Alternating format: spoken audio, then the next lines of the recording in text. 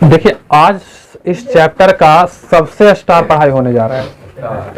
आज की जो पढ़ाई है इसको बहुत सेंसिटिव ढंग से आपको सुनना पड़ेगा, क्योंकि बहुत जटिल चीजें आज पढ़ने वाले हो, और वो भी हम लोग खुद के बारे में पढ़ने वाले हैं। जैसे अभी जो पोषण की क्रिया पढ़े थे वो आप कहाँ पढ़े थे? सपोषी और विषम पोषी यानी कि पेड़ पौधों में। मनुष्यों में भी पढ़े थे, क्योंकि हम लोग मनुष्य है तो विषम पोषी ही होंगे। विषम पोषी उसी को बोला जाता है जो अपना भोजन स्वयं नहीं बनाता, सिंपल। तो इस पे हम लोग चर्चा कर चुके हैं, बाद से चर्चा करना। तो आज हम लोग खुद के बारे में पढ़ने वाले हैं कि जो हम लोग खाते हैं उसका होता क्या है, अंदर आखिर ऐसा क्या होता है जो बाहर वैसा निकलता है। समझ में आ रही बात? ये सारी चीजें हम लोग पढ़ने वाले हैं। तो देखिए, ये आपका एक टकला महाराज है, ठीक है। अरे कौनो मनुष्य का फिगर है, खोपड़िया हटा देंगे, एक से हमारा कौनो मतलब नहीं, हमको सिर्फ इससे मतलब है। तो आज हम लोग मनुष्यों में पाचन पढ़ने वाले हैं, मनुष्यों में पोषण, ठीक है। पोषण में खाना पीना, यानी कि जो हम लोग खाने पीते हैं पोषक तत्वों को ग्रहण करने की जो विधि होती है वही आपका क्या कहलाता है? पोषण कहलाता है। और इसी पोषण को हम लोग आज पढ़ने वाले हैं, यानी कि हमारे अंदर में जो पोषक तत्व जाता है उसको होता क्या है, उस जो होता है उसी को हम लोग पाचन कहते हैं। अब देखिए पाचन क्या चीज है। रियली ने पाचन जो होता है ना, पोषक तत्वों को ग्रहण कर लेना पाचन होता है।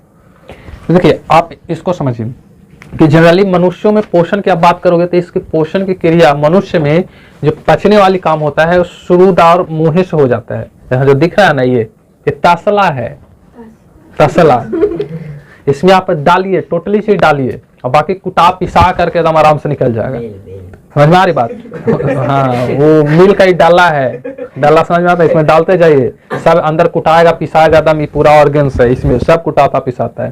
और बाकी इसका आउटपुट आपको पता ही है। कुछ भी खाइए तो वो सबसे पहले कहाँ जाता है? ये मुंह में जाता है। ये आपका मुंह है, यहाँ पास चबाता है, देखता है पान खा के पूरा चबाते, पान नहीं देखे हो? तो यहाँ पर देखिएगा तो क्या है, मुंह में कोई भी भोजन को सबसे पहले आप ले जाते हैं ना लोग, तो उसको देखिए हमारे अंदर का जो ऑर्गेन्स होता है बहुत सॉफ्ट होता है, चिकना होता है। अब कौन अचानक को ऐसे ही रगाड़ देगा, पूरा यहाँ तक पहुंचा देगा, तो उसका ऑर्गेन्स खराब हो जाएगा।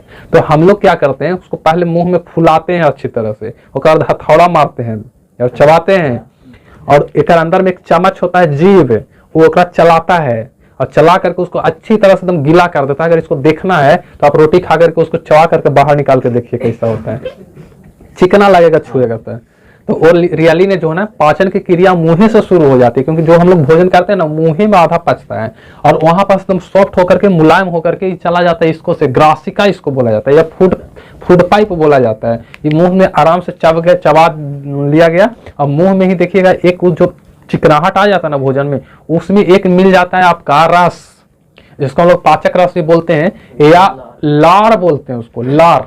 और वो लार जो निकलता है वो निकलता है लाला ग्रंथि से। याद रखिएगा कि मुंह में एक ग्रंथि होता है, याद रखिएगा, यहाँ मुंह है, और मुंह में जो ग्रंथि होती है मुंह, और मुंह में जो ग्रंथि होती है, हाँ, उस ग्रंथि का नाम है लाला ग्रंथि। इसको क्या बोलेंगे? लाला ग्रंथि। और इस लाला ग्रंथि से निकलता है आपका लार, इसको क्या बोला जाता है? लार। याद रखिएगा, इसको लार बोला जाता है, लार या लाला रस। ये क्या है? मुंह में क्या रहता है? लार, और इसी लार को बोला जाता है लाला रस। लाला रस, लाल ग्रंथि, सॉरी, लाला ग्रंथि से निकलने वाले रस को क्या बोला जाता है? लाला रस या लार। हम लोग अपने बोलचाल की भाषा में क्या इसको बोलते हैं? लार।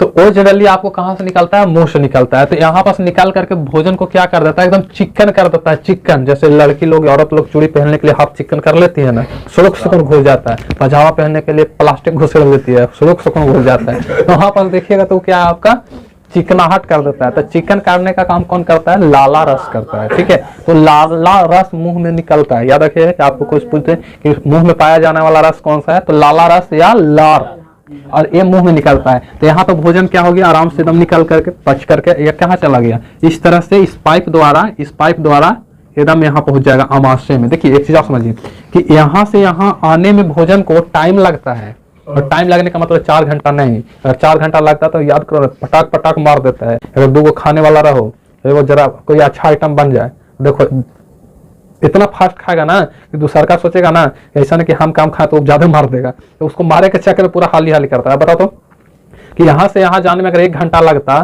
तो फिर 1 घंटा के बाद ना दूसरा कोर जाता, लेकिन याद कीजिए इतना भी टाइम नहीं लगता है कि उसको 2 घंटा लग जाए। लेकिन ऐसा भी नहीं है कि यहाँ डाले हड़ाक से यहाँ पास गिर गया, ऐसा भी नहीं है। तो देखिए आप समझिए कैसे होता है कि आप कुआं में देखिए तो ऊपर से ढेला डालिएगा तो मचाक में जा करके गिर जाता है, आवाज भी करता है। लेकिन हम लोग जब खाते हैं तो अचानक एक में आवाज करता है, धड़ाम से कौन नहीं करता है। तो नहीं करता है तो इसका अर्थ ये ना हुआ कि जो भोजन है कोनो पकड़ के धीरे धीरे धीरे ले जा रहा होगा। तो रियली में भोजन जो चलता है ना, तो ये जो पाइप होता है, फूड पाइप जो होता है, वो रियली में सटल रहता है, सटल। और जैसे जैसे उसमें आप भोजन को डालिएगा तो नीचे से हटल चल जाएगा, ऊपर से सटल चल जाएगा। समझ में आ रही बात? जैसे इसको आप ऐसा समझिए कि सटल है, तो इस तरह से आपका भोजन चल रहा है। तो यहाँ पास मान के लिए भोजन का कण आया तो यहाँ पास हट जाएगा इतना दूर, फिर इधर सटले रहेगा, और इधर फिर यहाँ से मान के चलो आ रहा है तो ये वाला जो है ना सही सट जाएगा, फिर यहाँ आएगा तो यहाँ फैलेगा, फिर इस तरह से ऊपर से सटल चल जाएगा, नीचे हटल चल जाएगा। तो इस गति को बोला जाता है कर्मांकुचन गति। क्या बोलते हैं? कर्मांकुचन गति। तो आपका जो भोजन यहाँ से अमाशय तक आता है, तो जो फूड पाइप, जिस फूड पाइप से आती है उस फूड पाइप में जो गति होती है, उस गति को हम लोग बोलते हैं कर्मांकुचन गति। देखिए मुंह से जब अमाशय तक जो भोजन आता है, भोजन किससे आता है? तो ग्रासिका से आता है, इसी को ग्रासिका बोला जाता है। देखिए इसको क्या बोलते हैं? ग्रासिका या फूड पाइप बोलते हैं। और इसमें जो फूड पाइप में जो गति होती है, जिस गति से आता है, उसको हम लोग कर्मांकुचन गति बोलते हैं। और यही वजह है कि भोजन हड़ाक से नीचे नहीं गिरता है, धीरे धीरे जाता है। तो यहाँ आकर के क्या होता है? कर्मांकुचन गति। अब यहाँ चल देखिए, यहाँ से यहाँ तक के आने में जो भोजन होता है उसमें देखिए क्या होता है कि भोजन आपको यहाँ से आएगा यहाँ तक, तो उसमें तो बहुत सारे पदार्थ मिलेंगे, बहुत सारे आपका खनिज लवण और मतलब पोषक पदार्थ मिलेगा आपको। तो उसमें क्या होता है कि यहाँ से एक मंड मतलब समझा, जो हम लोग खाते पीते हैं ना, तो उसको और मीठा बनाने का जो काम करता है, वो बनाने का काम करता है लार। एक एंजाइम है लार एमिलेस, वो क्या करता है कि जो भी हम लोग मंड खाते हैं उस मंड को चेंज कर देता है शर्करा में। शर्करा जिसको मिठास हो उसे हम लोग शर्करा बोलते हैं। तो इस मंड को चेंज किस में कर देता है? शर्करा में चेंज करता है, वो लार एमिलेस होता है। मतलब कि आपको यहाँ से एक नंबर के सवाल पूछ सकता है कि मंड को शर्करा में चेंज करने वाला एंजाइम, तो लार एमिलेस, लार एमिलेस। तो यहाँ तक जैसे आप देखिएगा तो खा पी करके भोजन आपने कहाँ ले आया? अमाशय में। तो रियल में देखिएगा तो भोजन की पाचन कहाँ? मुंह से ही शुरू होता है, लेकिन मुंह में पचता नहीं है पूरी तरह से। भोजन यहाँ जब आ जाएगा तो अमाशय होता है ना, जो आपका फैलने वाली थैली होती है, फैलने वाला थैली समझे, बैलून। बैलून को आप देखिए ऐसे दिखेगा तो छोटा, जैसे हवा भरी वो फैल जाएगा, पानी डालिए उसमें फैल जाएगा। तो यहाँ पर देखिएगा तो ऐसे नॉर्मल स्थिति में यह अमाशय जो होता है उस सिकुड़ा हुआ रहता है। अमाशय हमारे पाचन तंत्र का सबसे बड़ा हिस्सा है, और इस हिस्सा में भोजन आकर क्या होता है? स्टोरेज होता है। और यहाँ पास जैसे ही आएगा तो यहाँ पास बहुत काम होता है, बहुत सारा काम होता है। इसी अमाशय का अगर आकार देखिएगा ना, तो अमाशय का आकार आपको लौकी जैसा मिलेगा। लौकी टेढ़का, सीधा लौकी नहीं, टेढ़का लौकी जो होता है ना, कद्दू, उस तरह का मिलेगा। और यहाँ पास जैसे सारे के सारे भोजन आ जाएंगे इसमें, तो इसके दीवार से बहुत सारे एंजाइम वगैरह निकलता है। और वो एंजाइम का क्या क्या होता है आप समझिए कि जो अमाशय होता है ना, अमाशय में स्रावित होने वाला HCl होता है। और हाँ, HCl हाइड्रोक्लोरिक एसिड पढ़े हो साइंस में?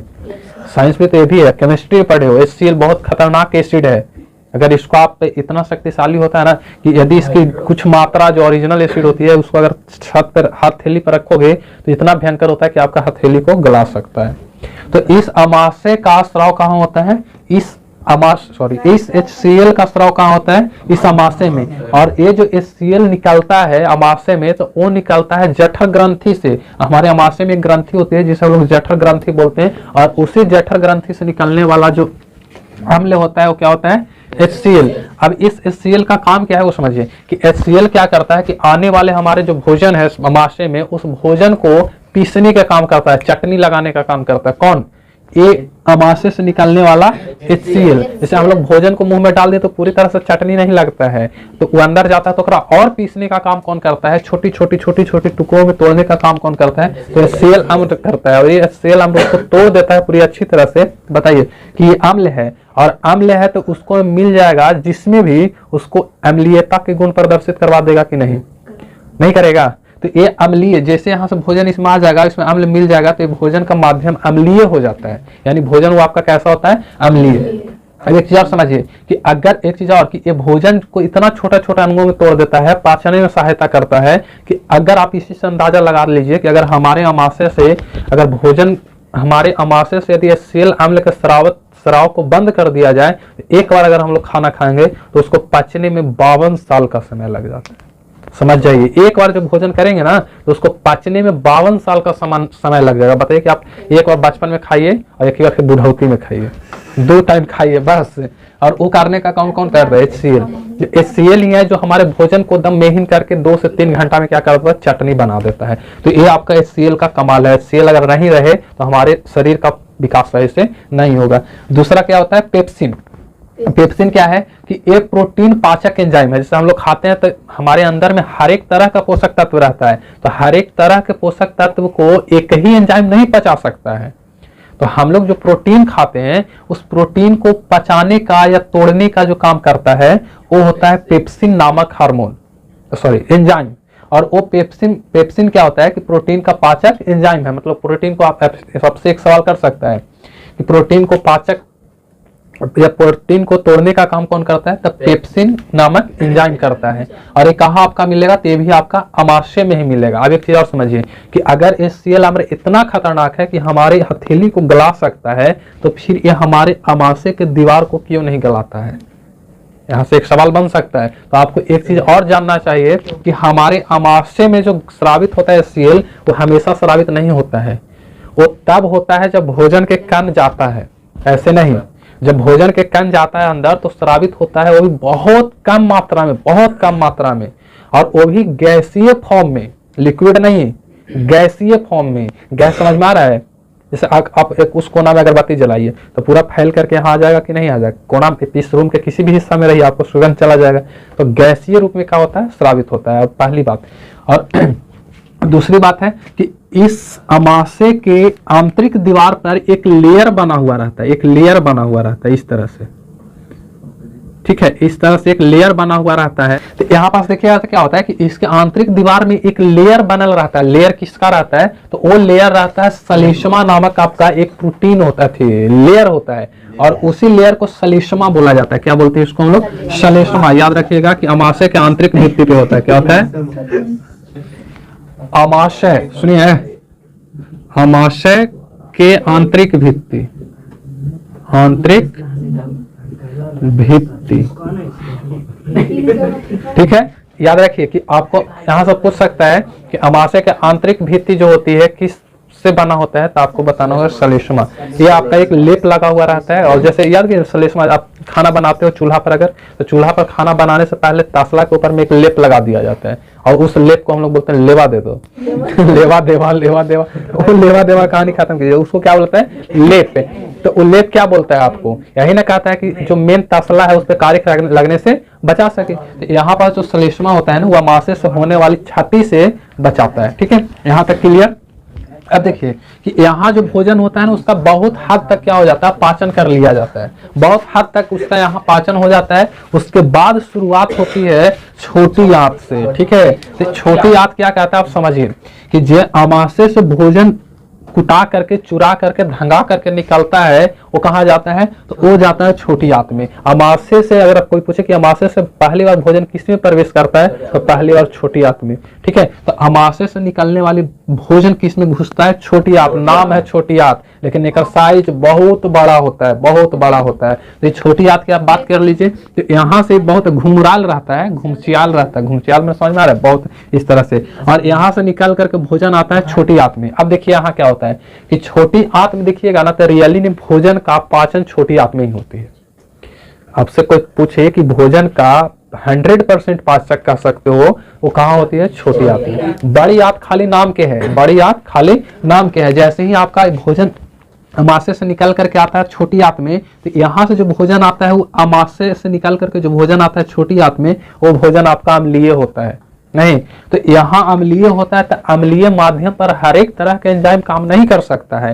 तो एक चीज याद रखिएगा कि छोटी आंत में जो पाचन होता है, तो पाचन किसका किसका होता है? तो कार्बोहाइड्रेट का होता है, प्रोटीन का होता है, वसा का होता है। ये सारे तत्वों का पाचन कहाँ होती है? छोटी आंत में होती है। और जो कि छोटी आंत में आप देखिएगा तो जो माध्यम होता है वो अम्लीय ही होता है, लेकिन उसको क्षारीय बना दिया जाता है। और क्षारीय बनाने का काम कौन करता है? तो वो इसके बगल में देखिएगा, यहाँ पास छोटी वो एक गोल टाइप का उपस्थित रहता है, जिसको लोग पित्ताशय बोलते हैं। पित्ताशय, ठीक है, इसको पित्ताशय बोला जाता है। और एक चीज और याद रखना कि ये जो पित्ताशय होता है वो करता क्या है, पित्त रस का स्राव करता है। इसको में क्या भेजता है, पित्ताशय जो है, ये पित्ताशय इस पित्त रस को भेज देता है किसमें, इस छोटी आंत में, यहाँ से भेज है पित्ताशय, ठीक है। ये पित्ताशय जो होता है किसको भेजता है, पित्त रस को भेजने का काम कौन करता है, पित्ताशय करता है। और यहाँ से जैसे ही पित्त रस को भेजेगा तो पित्त रस क्या करता है कि जो भोजन आपका आमाशय से अम्लीय बन करके आया था, अब वो क्या बन जाता है, क्षारीय हो जाता है। तो जो एंजाइम आपका एंजाइम आपका क्षारीय माध्यम में काम करता है, अब बताइए कि वो अगर क्षारीय माध्यम उसको मिल जाए तो आराम से उसका पाचन कर सकता है कि नहीं। तो जैसे ही आप भोजन को यहाँ से यहाँ लाइए तो उसको क्या बना दिया जाता है, क्षारीय। और क्षारीय बन जाएगा तो वो किसके द्वारा, तो क्षार के द्वारा। फिर बाकी जो बचा हुआ पोषक पदार्थ है उसको क्या कर लेता है, अवशोषित कर लिया जाता है, मतलब कि उसको पचा लिया जाता है। तो एक चीज याद रखिएगा कि छोटी आंत में आप देखिएगा तो जितना भी आपका लगभग है 90% पाचन कहाँ हो जाता है आपका, छोटी आंत में। अब यहाँ से समझिए कि छोटी आंत में कार्बोहाइड्रेट, प्रोटीन, वसा, ये सब का पाचन होता है, जबकि इसमें माध्यम आपका अम्लीय आता है आमाशय से, बट हो क्या जाता है, क्षारीय, जिसका क्षारीय माध्यम करने का काम कौन करता है, पित्त रस करता है। इसमें याद रखिएगा विभिन्न तरह के एंजाइम होता है, लेकिन एक एंजाइम होता है इसमें लाइपेज। तो लाइपेज एंजाइम किसकी सहायता करता है, तो प्रोटीन के पाचन में जो सहायक एंजाइम होती है उसे हम लोग लाइपेज बोलते हैं। याद रखिएगा, एक नंबर के सवाल में पूछ सकता है कि जो प्रोटीन पाचक एंजाइम होता है उसका नाम, तो वो आपका लाइपेज होता है। अब यहाँ से समझिए कि इसके अंदर में छोटी आपको देखिएगा ना, तो देखिए एक चीज और कभी सोचे हो कि हम लोग और जानवरों में बहुत अंतर है। जानवर जुगाली करते रहता है तो उसको लॉजिक अलग है, उसका पाचन तंत्र में थोड़ा सा अंतर होती है, उसको हम अलग से पढ़ा देंगे। लेकिन आप बता दे रहे हैं कि जो जानवर आपका शाकाहारी होगा तो बी आर सर्वाहारी, समझ आ रही बात। तो अगर आप भैंस को देखिए तो वो सर्वाहारी नहीं है, गाय को देखिए तो सर्वाहारी नहीं है, शाकाहारी है।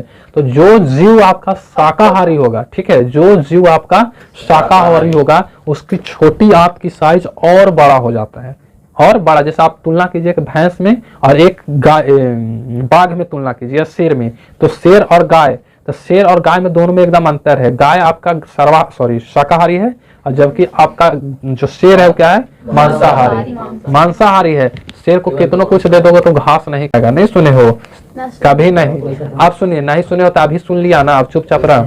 अब देखिए कि यहाँ पास देखोगे तो क्या होता है कि जो मांसाहारी जानवर होती है उसको पाचन करने में सहायता, मतलब पाचन करना आसान होता है। तो इसलिए जिसको भी पाचन करना आसान होगी उसकी छोटी आंत क्या होती है, छोटी होती है। तो इसीलिए कहा गया कि मांस का पाचन आसान होता है। आप मांस खाइए तुरंत पच जाएगा, लेकिन आप कोई शाकाहारी सब्जी खाते हैं, जैसे मान के चलिए आप खाते हैं घास वाला कोई साग वगैरह, तो अगर वो सारी चीजें खाती है तो उसको पाचन करने में क्या लगता है, टाइम लगता है। तो टाइम लगता है तो इसीलिए उसकी छोटी आंत को बड़ा कर दिया जाता है, और बड़ा कर दिया जाता है ताकि उसको आसानी से पच सके। तो अगर कोई पूछ दे कि हमारी छोटी आंत या शेर की आप ले लीजिए, शेर की छोटी आंत और गाय की छोटी आंत में दोनों में बड़ा कौन होगा, तो जो गाय की छोटी आंत होगी वो सबसे बड़ा होगा, क्योंकि उसकी पाचन के लिए क्या चाहिए, ज्यादा टाइम चाहिए, तो उसको भोजन को और फैला दिया जाता है। तो यहाँ पास याद रखिएगा छोटी आंत खाली नाम का है, इस छोटी आंत को क्षुद्रांत भी बोला जाता है, इसको क्षुद्रांत भी बोला जाता है।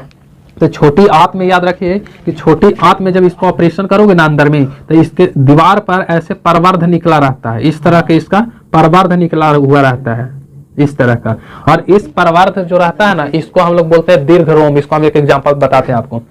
आप टंग क्लीनिंग कीजिए, तो टंग क्लीनिंग के दौरान आप देखिएगा कि आपकी जिह्वा के ऊपर में छोटा छोटा बूंदा बूंदा कुछ है, ऐसे उसका नाम स्वाद कलिका है। लेकिन वैसा ही आप देखिएगा तो इसके अंदर दीवार पर भी संरचनाएं पाई जाती है, और इसी दीवार की संरचना पर जो संरचना पाई जाती है इसको हम लोग बोलते हैं दीर्घ रोम। इसको क्या बोलेंगे, दीर्घ रोम। अब ये दीर्घ रोम क्या होती है, देखिए क्या लिखा हुआ दीर्घ रोम। तो दीर्घ रोम होता ही है जो छोटी आंत या बड़ी आंत के आंतरिक दीवार पर पाए जाने वाली परवर्ध होती है, और इसी परवर्ध को हम लोग दीर्घरोम बोलते हैं। अब दीर्घरोम का काम क्या है वो समझिए कि दीर्घरोम जो है ना, हमारे अंदर में जो हम लोग भोजन करते हैं उस भोजन में जो भी प्रोटीन, वसा, खनिज, लवण सब कुछ है, वो सारे पचे हुए भोजन को अवशोषित करने का काम करता है दीर्घरोम, और वो अवशोषित कर करके हम लोग को ताजगी महसूस कराता है, एनर्जी के रूप में उसको कन्वर्ट कर देता है। तो दीर्घरोम का काम क्या है कि जो पचा हुआ भोजन है उसको आप अवशोषित कर लो, पकड़ करके रख लो। और यहाँ तक जब आइएगा ना छोटी आंत तक, तो भोजन आपको एकदम छरहर फरहर मिलेगा। समझ में आ रही बात, छरहर फरहर मिलेगा एकदम गिल्ला।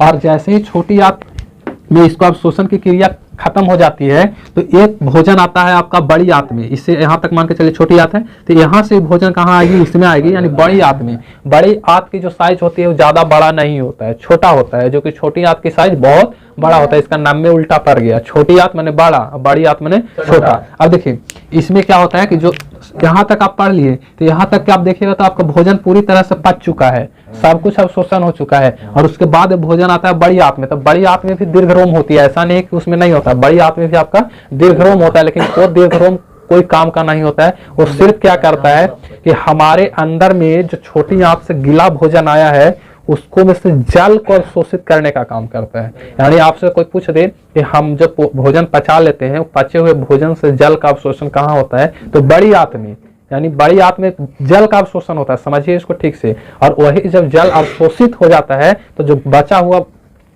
भोजन होगा, यानी कि बिना पचा हुआ भोजन होगा, वो बिना पचा हुआ भोजन कठिल हो जाता है, कठिल। और कठिल हो जाएगा तो वही फिर आपको सवेरे सवेरे दर्शन देगा। समझ में आ रही बात? तो नहीं जाके ढीबार वगैरह रख देते हो, वो आपका क्या हो जाता है, वो उसमें से जो पानी सोखने का काम करता है कौन करता है, बड़ी आंत में उपस्थित दीर्घरोम। लेकिन अगर आपसे कभी कभी ऐसा भी होता है कि एकदम मारेगा तो यहाँ से यहाँ एकदम बाउंड्री पार देगा, अरे लो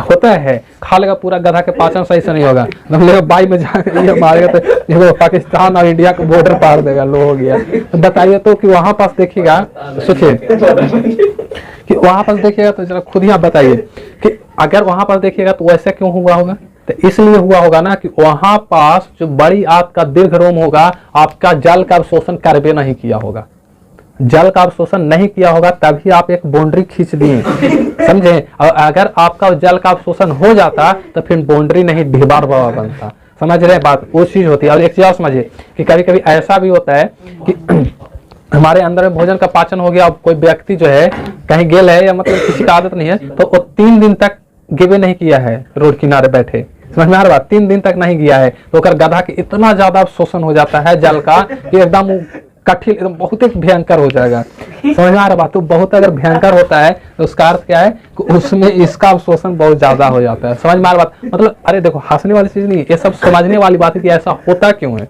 तो अगर 2-3 दिन तक आप जमा रखोगे, वहाँ हीटर चालू है, तब जल सूखबे ना करेगा, और जल सूखेगा तो फिर आपको कैसा प्रोडक्ट मिलेगा, छार। समझ में आ रहा बात? एकदम गड़बड़ मिलेगा, वो दिक्कत हो जाता है, ठीक है।